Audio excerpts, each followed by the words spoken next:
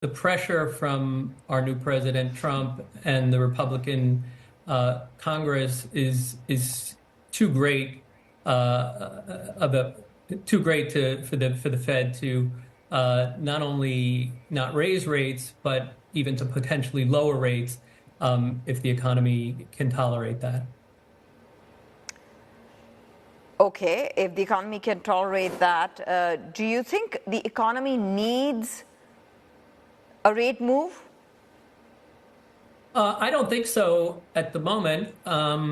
We never know how things are going to play out, but our new president is remaking the world order as we speak. So I've never seen a divide so wide between the market expectation and the potential for instability of markets. I mean, the U.S. market is priced for perfection, and at the same time, our administration is making unprecedented moves. You're seeing it all over with tariffs and immigration and America First and all the things that Trump has already instituted within the first week of his presidency.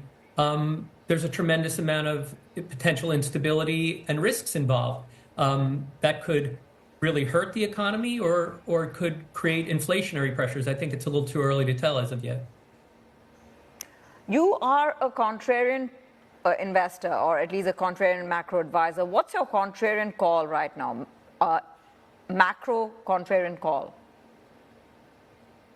Well, I'll tell you what I'm positive on. I'm positive on Argentina.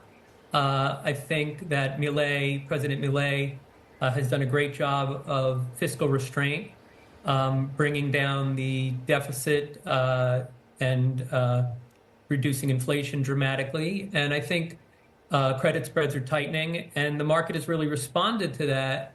Last year, the Argentinian stock market was the #1 performer in the world.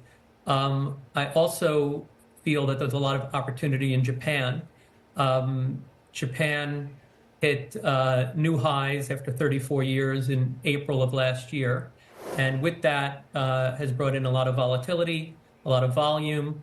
I think the corporate culture is changing to some extent, where especially small and mid-sized companies are more receptive to engagement strategies or soft activism in an effort to enhance shareholder value.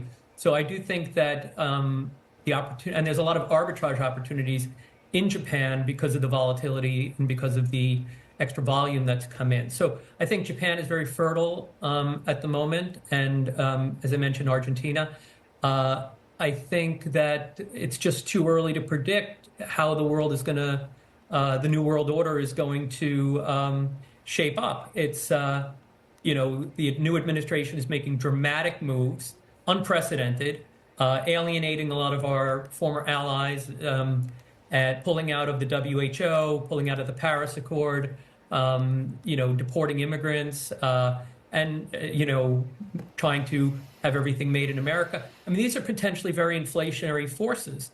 We'll just have to see how this plays out for a little while before we can make any prognostications as to what's going to transpire within the markets.